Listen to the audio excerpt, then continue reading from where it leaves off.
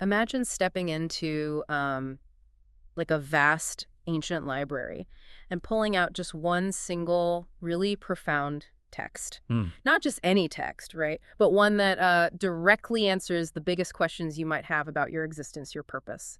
And it offers incredibly clear, actionable wisdom for navigating, all the twists and turns of life. That would be quite something. Exactly. And Yeah. that's the kind of deep dive we're embarking on today. We're aiming to go far beyond, simple summaries to extract insights that will truly stick with you. Sounds good. We're dedicating this whole deep dive to Surah Fatir. That's the 35th chapter of the Quran, and it's famously known as the Originator. Al-Fatir. Now, this isn't just some historical artifact. This is a Meccan surah. That means it was revealed during a period of intense challenge, even outright antagonism towards the Prophet Muhammad. A really difficult time. For sure. So imagine the weight of that moment.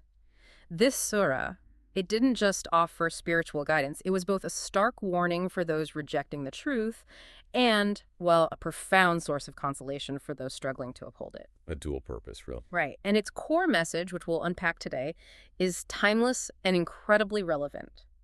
Ultimately, rejecting truth only harms yourself. That's a powerful takeaway from the start. Our mission today is to really unpack the foundational principles, the Islamic theology and the spiritual guidance woven into the surah. We're not just going to read through it, we're going to extract the most important, sometimes surprising nuggets of knowledge. Getting beneath the surface. Definitely. We'll delve into the national, almost undeniable arguments for monotheism, what's known as Tawhid. Yeah. The absolute certainty of resurrection and the moral accountability that forms the very bedrock of human existence. Core tenets. Exactly. Think of this as your shortcut to not just being informed, but being well-informed about the profound, practical, and often liberating life lessons hidden within Surah Fatir. To guide us on this journey, we're drawing upon a really rich stack of sources. We've got deep commentary from established Sunni tafsir, like the works of Ibn Kathir and al-Mawdudi. And we're also pulling in authentic hadith sources from trusted collections like Sahih al-Bukhari and Sahih Muslim. Yeah. These aren't just academic texts, right? They're vital tools that help us delve into the profound theological and practical lessons, verse by verse. They give us the context and depth to truly understand. Essential context, yeah. Okay, so let's not just dive in. Let's plunge into Surah Fatir, right from its very beginning. The opening section, it immediately confronts us with the foundational reality of creation and introduces us to a truly unique attribute of Allah. Al-Fatir. This isn't just an intro, it's the stage setter. It's like the master key that unlocks everything that follows. It really frames the whole chapter. So the surah kicks off with this declaration so powerful it almost like vibrates with cosmic energy. Verse 1. All praise is due to Allah, creator of the heavens and the earth, who made the angels messengers having wings 2 or 3 or 4. Now that name Fatir, it's utterly central here. Absolutely central. It signifies Allah not just as the creator, Khalik, but as the originator, Fatir. And here's where it gets truly, well, mind-blowing. Okay. I mean, see, he brings something into existence for the very first time. Think about that. Without any prior model, no blueprint, not even a pre-existing concept in anyone's mind. Wow. So creation out of absolute nothingness, not just reshaping existing stuff. Exactly. It's not just building a house. It's like conceiving the idea of shelter itself, the laws of physics that allow it, the materials, all from absolute nothing. It's origination. That immediately establishes his singular, unmatched power. It's almost hard to wrap your head around. It is. It's an intellectual challenge, really, to conceive of anything else having that kind of power. And then the immediate mention of angels. Right, the wings, 2, 3, or 4. That always struck me as such a specific detail. It's fascinating, isn't it? But it's not just poetic detail. It's a critical theological statement. A subtle but profound argument. Okay, unpack that for us. Well, these wings aren't just for, flying in a literal sense, perhaps. They serve as a powerful metaphor. They represent the angels' different levels of power, their speed, their efficiency in executing divine commands across the cosmos. Like celestial operators with different capacities? Precisely. And this detail was absolutely crucial for the polytheists of the time. They often elevated angels or other beings to a divine status, saw them as intercessors, even deities worth worshiping. So this clarifies their role. Exactly. It clarifies for them and for us today that angels are not divine. They are merely obedient servants, like a king's most trusted officials carrying out orders with perfect precision and speed. Reinforcing that all power, all authority resides solely with Allah. Undeniably. They're instruments, not independent powers. And what's even more profound is how the verse concludes. Allah increases in creation what he wills. Yes, that's not just a throwaway line. It's absolutely key to understanding Allah's continuous presence and activity in his creation. Meaning, his creative power isn't just a past event. Not at all. It didn't happen eons ago and then stop. It's continuous, limitless, ongoing, and manifests constantly, not just in grand cosmic events, but in new qualities, new functions, infinite variations in creation. Like evolution, adaptation in nature, even human ingenuity. You can see reflections of it there, yes. The endless adaptations, the emergence of novelty, the constant invention and innovation we see, it all points to an ever-active creator. So, originating creation, creating agents like angels, and then continuously creating. It presents this cohesive, almost irrefutable argument. It paints a picture of a universe that isn't some chaotic accident, but an ongoing, meticulously designed, purposeful, and systematic divine plan, unfolding with infinite wisdom. What's truly captivating here, as you said, is how that very first verse isn't just stating facts, it's building a case. It's a carefully constructed argument, absolutely.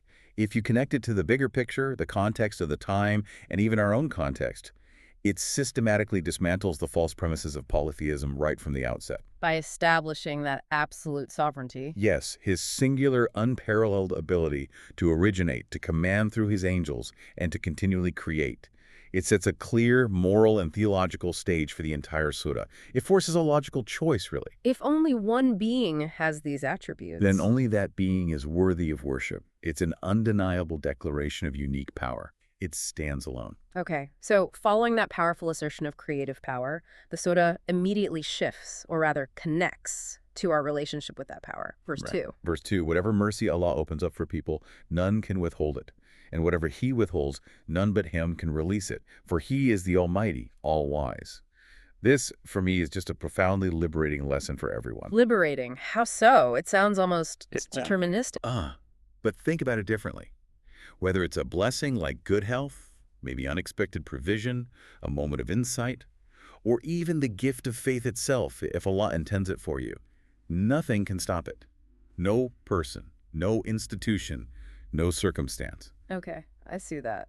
And conversely, if he, in his infinite wisdom, the all-wise, withholds something, maybe something we desperately want, then no one, absolutely no one, can grant it to you. So it cuts both ways. It applies to the good we receive and maybe the things we perceive as bad or things we lack. Exactly. It covers everything, the grand events, the small, everyday mercies we might overlook, and the significant challenges we face. And the spiritual lesson there is. It's the establishment of tawakkul, which is often translated as trust, but it's deeper, isn't it? It's complete, unwavering reliance, absolute dependence on Allah. And how is that liberating? Well, it acts as this powerful antidote to the anxieties, the worries, the constant deceptions of this world. I mean, think about how much human energy goes into plotting, scheming, worrying. Yeah, in business, relationships, just trying to get ahead. Right. Driven by fear of loss or desire for gain from external sources, sources that are ultimately unreliable. The Quran here teaches that these anxieties are fundamentally baseless. Because the power isn't with those sources. Exactly. The ultimate power to give and to withhold belongs to Allah alone. A believer who truly internalizes this finds this incredible contentment, a deep peace of mind. Knowing it's all in his hands. Knowing it's all in the hands of the Almighty, the All-Wise. And this isn't just theory, it's demonstrated in the Prophet's life. There's a hadith, Mughira bin Shu'bah narrated it. After prayer, a moment of connection with Allah, the Prophet Muhammad, peace be upon him, would recite the supplication. O Allah, there is none who can withhold what you give, and none can give what you withhold, and no wealth or majesty can benefit anyone against your will. Wow, that's a direct practical application. It beautifully reinforces the need for reliance on Allah alone every single day. It turns an abstract idea into a tangible, calming reality. That's incredibly insightful, especially that idea of tawakkul as an active antidote to anxiety. It really makes you rethink where your true security lies, doesn't it? It really does. And here's where it gets, well, really interesting. The surah then connects that absolute divine power directly to our gratitude, and even offers profound comfort when we face rejection. Yes, the logical flow continues. Verse 3 brings in gratitude. Right, verse 3. O humanity, remember Allah's favors upon you. Is there any creator other than Allah who provides for you from the heavens and the earth? It's not just a question, is it? Not at all. It's a rhetorical challenge. It compels you to think rationally, to observe, look around. The rain, the crops, the air we breathe. Exactly. The very fact that all this provision, all this sustenance comes from a single, indivisible source logically proves that only this source is worthy of worship. It makes polytheism seem illogical. Intellectually indefensible, really, when you look at cosmic reality. If you suppose God can't make a single drop of rainfall, or cause a seed to sprout, or control the oxygen you inhale, then how can it possibly deserve your ultimate devotion? It grounds the abstract in the tangible reality of your daily existence. That's powerful. And then verse 4 offers that consolation. Deep consolation, yes. Not just for the prophet facing intense hostility, but for anyone, anywhere, who faces rejection for trying to convey a truthful message. If you are rejected by them, so too were messengers before you. And to Allah, all matters will be returned for judgment. This teaches such a critical lesson. Patience, perseverance. Imagine the prophet's burden, feeling the weight of that rejection. This verse reminds him, and us, that this struggle isn't unique. Every messenger faced it. Every messenger, every reformer, anyone striving for truth often faces denial. And crucially, it shifts the burden, their ultimate guidance. It's not his responsibility to guarantee it. It's Allah's to provide. This divine assurance liberates the messenger from that crushing weight of others' disbelief. It reminds them, your duty is just to convey the truth clearly. The final outcome rests with Allah. That must have been such a source of strength. It still is, for anyone trying to do good against opposition. Absolutely. Whether you're facing huge societal pushback or just trying to uphold your values in a difficult workplace, it tells you, stay true, keep striving, and trust the process. That's a powerful point about the relief of knowing you've done your part. But then this raises a really important question for us today, doesn't it? How do we navigate this world? There's so much noise, so many competing narratives, so many distractions pulling us away from that fundamental truth. A very relevant question. And the Surah doesn't leave us hanging. It addresses this head-on with some powerful, almost stark warnings about deception. Okay. Having established Allah's power, our need for Him, and the nature of prophetic struggle, the Surah issues this warning about the two main obstacles to faith, two big deceptions. Verse 5. O humanity, indeed Allah's promise is true. So do not let the life of this world deceive you, nor let the chief deceiver deceive you about Allah. Two deceivers mentioned there. Two distinct but related sources of deception. First, the life of this world. Its allure, its fleeting glamour, its shiny promises. We're warned not to be swayed by its temporary attractions. The constant chase for more stuff, more status, fleeting pleasures. Exactly. The pressure to achieve, consume, compare all facets of worldly deception, pulling us away from deeper truths. And the second one, the chief deceiver. Commentators universally identify this as Satan, Shaitan, the arch enemy of humanity. And notice how he works. He cunningly uses the allure of worldly life as his primary tool. So they work together, in a way. Very much so. Satan's strategy isn't always overt aggression. It's often subtle whispers, doubts, making evil seem appealing, making procrastination seem logical, making you forget Allah or delay repentance. And the instruction is clear. Crystal clear. A believer must not just acknowledge Satan as an enemy in theory, but actively treat him as such. Through conscious attitude, deliberate actions. It's an ongoing battle. Because his goal is. His singular, unchanging goal is to lead his followers to the hellfire. Any alliance with him, any listening to his whispers, is basically an act of profound self-destruction. It's an active battle for your spiritual state. That's sobering. And then there's another kind of deception mentioned, isn't there? Verse 8. Yes. Verse 8 diagnoses something perhaps even more insidious, a deep spiritual ailment. Is he then to whom the evil of his deeds is made fair-seeming so that he considers it as good? So self-deception, believing your own bad deeds are actually good. Exactly. It describes this truly dangerous state of moral corruption, where your internal compass is so broken, so warped, that you genuinely perceive evil as good, right as wrong, vice as virtue. It's a terrifying state. Because how can you fix something if you don't even see it's broken? Precisely. For such a person, the divine decree is at work. Allah sends astray whom He wills, allowing them to continue down the path they've chosen. And the prophet, or anyone trying to guide, is consoled. Don't grieve yourself into destruction over them. Allah knows what they do. Wow. These opening verses really build a powerful case. They do. They cumulatively argue for monotheism, for righteous conduct, and they identify the barriers. Yeah. External ones, like the world and Satan, and that subtle internal one, self-deception. It's a roadmap of dangers and protection. That's a stark but necessary warning that self-deception can be the most dangerous blindness. Okay, so we've laid the groundwork. Allah's absolute power, the need for tawakkul, the dangers of deception.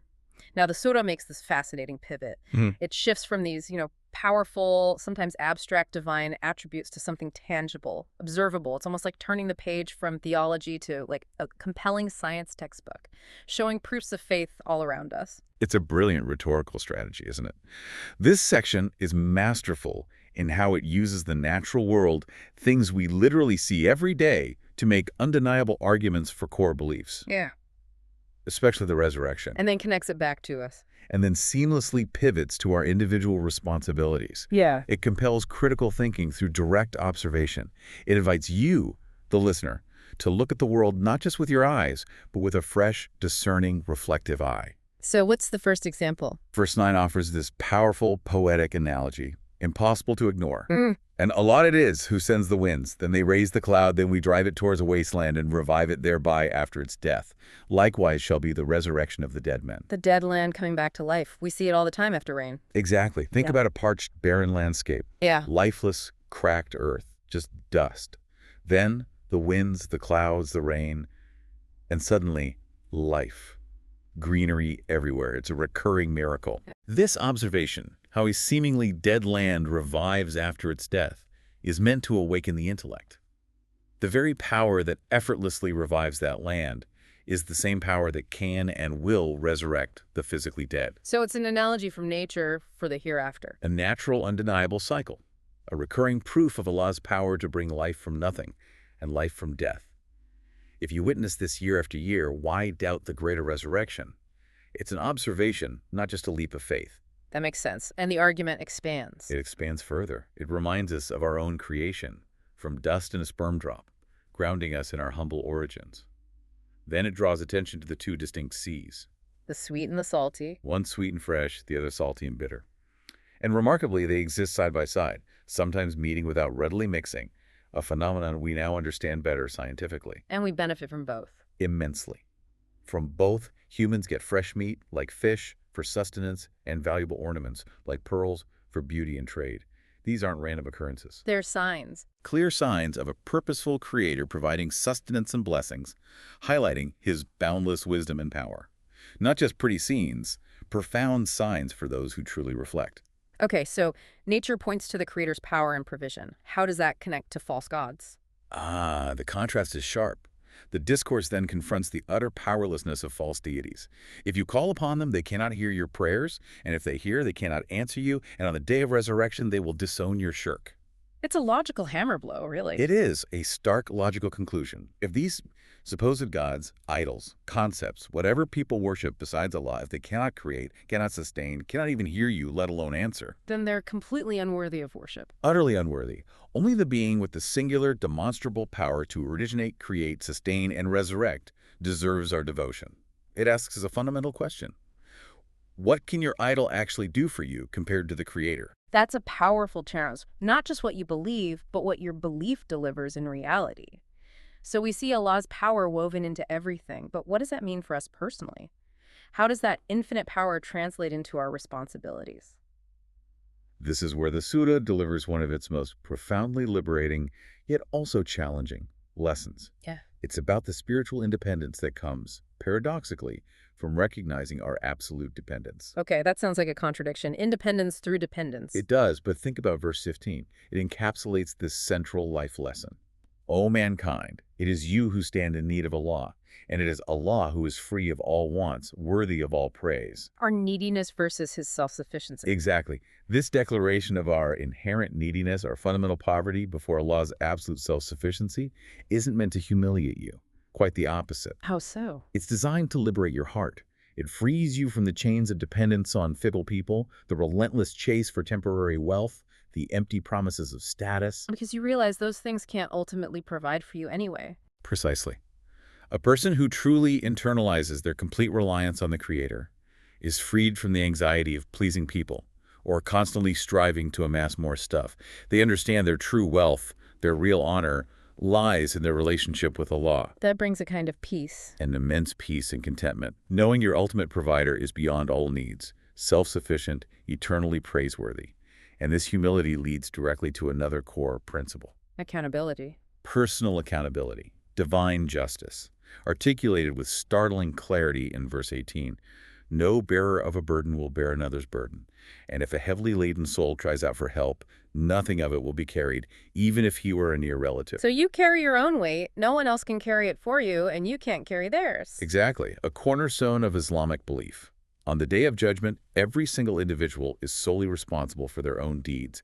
This justice is absolute, unchangeable. You stand alone before God with your actions. You stand alone. Your choices, intentions, actions, they're yours. You can't transfer sins. No one can shoulder them for you.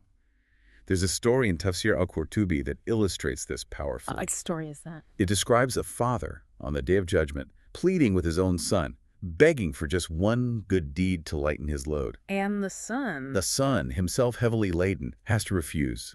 It clarifies in such a human way that no one's a scapegoat. No amount of love or kinship can transfer that burden. Your actions are yours alone. That's sobering, but also empowering in a way. Your fate is in your own hands through your actions. It is, both a comfort and a challenge.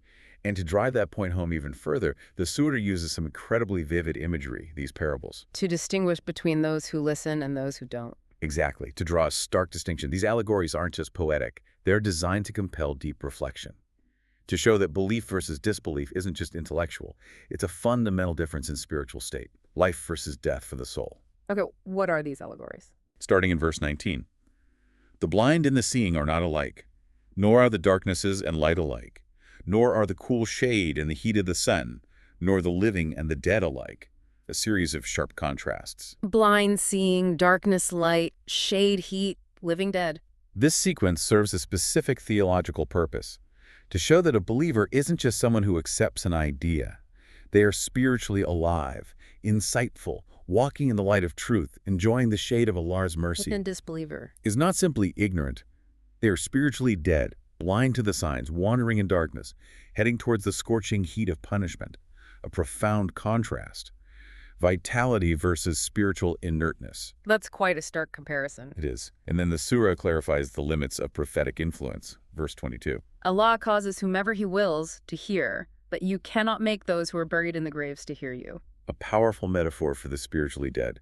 Just like a physically dead person can't respond, a person whose heart is completely closed, whose conscience is unresponsive, cannot be forced to accept truth. No matter how clear the message. No matter how clear or passionate.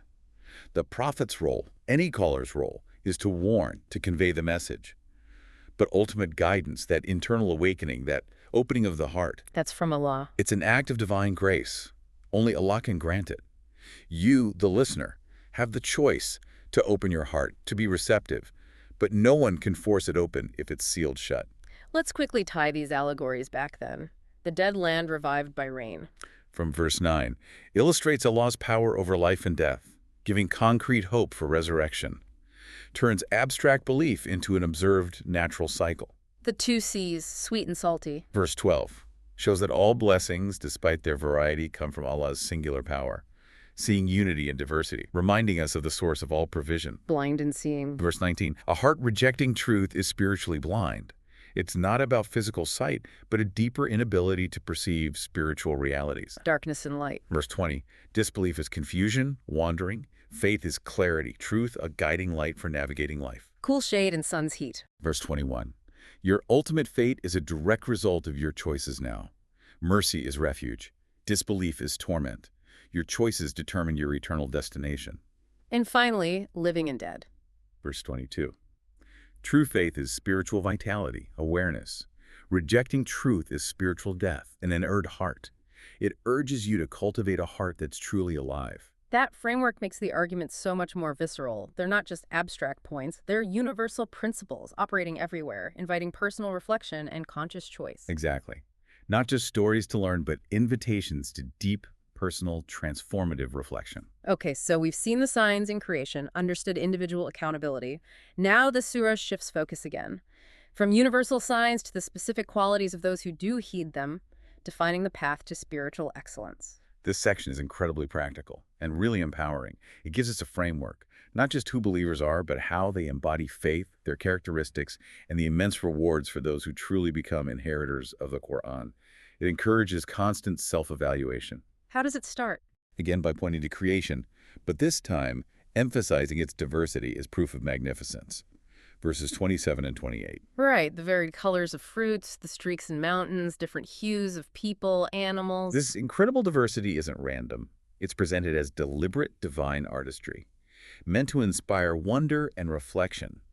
Crucially, not a cause for arrogance or division, but a testament to the richness of the universe from one creator. Showing his power through variety. Boundless variety. And this observation leads to a pivotal statement. It is only those among his servants who have knowledge that fear Allah. Yes. This establishes that profound link between genuine knowledge, ilm, and the fear of Allah khashya. But it's not just accumulating facts. It's deeper. It's a deep, profound, transformative understanding of Allah's greatness, His power, His wisdom, His justice, reflected in creation. This deep understanding inspires true, humble reverence. A fear born of awe, not terror. Exactly. Awe and respect that permeates your being is knowledge that transforms your heart and actions. And scholarly commentary expands on this. It's not just for religious scholars. Not confined to them, though their role is vital. It includes anyone who delves into science, studies the natural world, the cosmos, the human cell, and through that knowledge, recognizes the signs of Allah's greatness. So a scientist could have this khasha. Absolutely. A person with this combination of deep knowledge and genuine fear demonstrates it through righteous deeds, humility, moral authority. They become a true role model. They don't just know about Allah, they truly know Allah in a profound, humbling way. That distinction is key.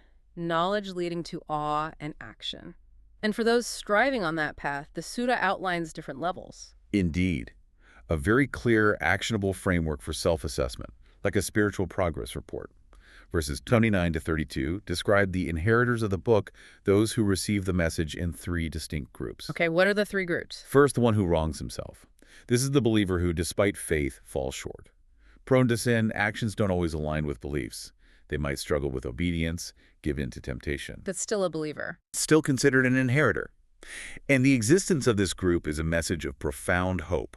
It means no matter your current state, you're never beyond repentance and progress. There's always a path back.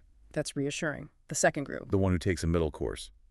This person fulfills obligatory duties, prayers, fasting, charity, and avoids major sins. They maintain a balanced, steady path. Righteous, consistent in essentials, on a steady path to salvation. Solid, reliable faith. Exactly. And the third group. The highest level. The one who is foremost in good deeds. This is the exceptional individual, excels in worship, strives to be at the forefront of every good endeavor, consistent, exemplary, outwardly and inwardly. Seeking closeness to Allah through every good deed. Constantly. They're granted special grace, promised the highest levels of paradise, rewards without measure, the spiritual pioneers. And this reward without measure, it's linked to specific actions. Yes, explicitly for those who recite the Book of Allah and establish prayer and spend in charity out of what we have provided them, secretly and openly. Notice the combination. Private devotion and public service. A private relationship with Allah, prayer, recitation, and a public relationship with creation through charity, both visible and hidden. This, the Quran says, is merchandise which will never perish. An investment that never fails. Unlike any worldly investment, this guarantees eternal returns. It encourages you, the listener, to reflect. Which path are you on? And crucially, how can you strive to progress?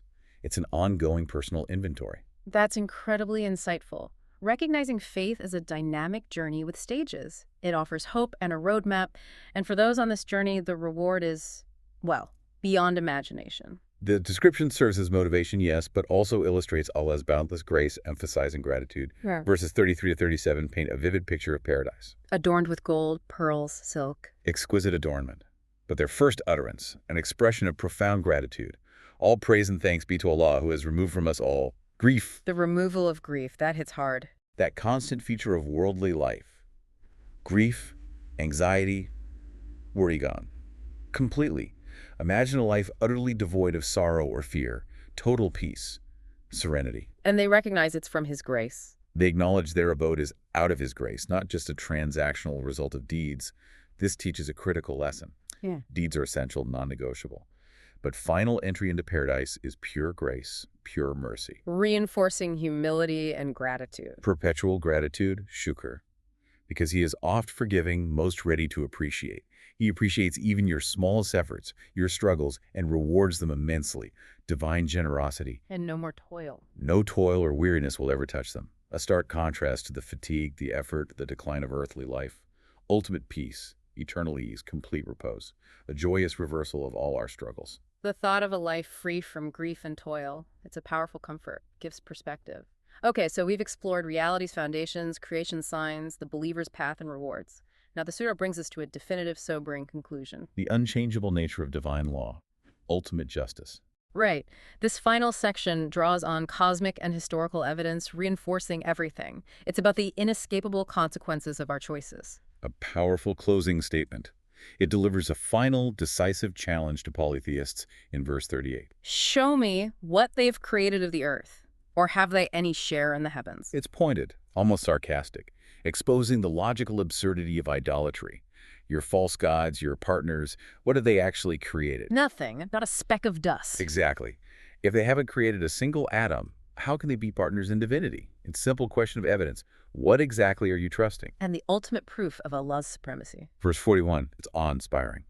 Verily, Allah grasps the heavens and the earth, lest they should move away from their places, and if they were to move away from their places, there is not one that could grasp them after him. He grasps them, an active hold. Constantly. The stability of the entire cosmos, planets, stars, galaxies in perfect balance depends utterly on his singular, continuous power. Imagine if he let go. Chaos. Annihilation. Utter collapse. This should be self-evident to anyone contemplating the universe's order and precision. The air you breathe, the ground you stand on, held in perfect equilibrium by him alone. So the logical conclusion is unavoidable. The same singular power holding the universe together is the only one worthy of worship and reliance. It ties everything back to al-Fatir, the originator. That's a truly powerful visual. The universe held together, moment by moment. And with that power comes an unchangeable law. Precisely. The final point isn't just a threat. It's a statement of fundamental, immutable cosmic law. It recounts a historical truth in verses 42-45. About the Meccans. Yes. They'd sworn that if a warner came, they'd be more guided than anyone before. Yet when the Prophet Muhammad came, It only increased their disbelief. increased their flight from truth, driven by arrogance and evil plotting. Their actions completely contradicted their solemn oaths, revealing their heart. And the consequence. The surah states with finality, their evil schemes will inevitably recoil on the authors thereof. This isn't just a threat. It's presented as an immutable cosmic law, the sunnah of Allah, His established way. his way, his practice. Yeah. And the verse clarifies, you will never find any change in Allah's sunnah. So justice is certain, universal. Absolutely certain. The principle that evil schemes, arrogance, deceit lead to self-destruction is a fundamental truth. It governs history, geopolitics, personal dealings. It offers believers security, Knowing that ultimately truth wins. knowing the ultimate victory belongs to truth and the consequences of evil are inescapable. As countless verses in Hadith confirm, your actions, good or bad, always return to you. A law like gravity. As we wrap up this really deep dive into Surah Fatir, the originator, wow, we've journeyed through some truly awe-inspiring realities, starting with al-Fatir, the sole originator, redefining creation itself. We explored the rational arguments for monotheism, saw the certainty of resurrection in everyday nature, grasped the weight of moral accountability. Seeing the signs everywhere. Exactly, the whole universe filled with signs, urging us, compelling us to reflect, choose, and walk the path of guidance. So what does it all mean for you, the listener? Right. For you, the learner, the curious mind seeking to be well-informed, spiritually enriched. A life lived in light of Surah Fatir. It's one grounded in constant remembrance, unwavering Tawhid. Active gratitude. Active, profound gratitude for countless blessings, testifying to Allah's power, wisdom, mercy, and crucially, a life liberated. Liberated from anxiety. From the anxieties of this fleeting world, freed from dependence on anything or anyone but the Creator. Because all provision, all power, all true security is with Him alone. It demands a conscious approach to faith. Proactive, dynamic, not just passive belief. You have to actively cultivate a heart that's spiritually alive, fighting worldly deceptions, resisting Satan's whispers. It's a journey of growth. Continuous self-assessment, improvement, like we saw with the 3 classes of believers, an ongoing process of striving for excellence, knowing every step counts. Every sincere effort is appreciated. So, as you reflect on this deep dive, here's a final thought to consider. If Allah's grace is so boundless, so encompassing, that even those who wrong themselves are still lovingly considered inheritors of the book, what does that tell you about the immense power of sincere repentance, about the potential for continuous growth on your own spiritual journey, no matter where you are right now? It opens doors, doesn't it? It really does. What new understanding, what awareness will you bring to your life, knowing that the merchandise which will never perish isn't worldly gain, but a relationship built on knowledge, gratitude, good deeds, all leading to an eternal home, free from grief and toil. A profound destination. The journey of discovery continues, and perhaps the deepest dive is often the one within oneself. Thank you for joining us.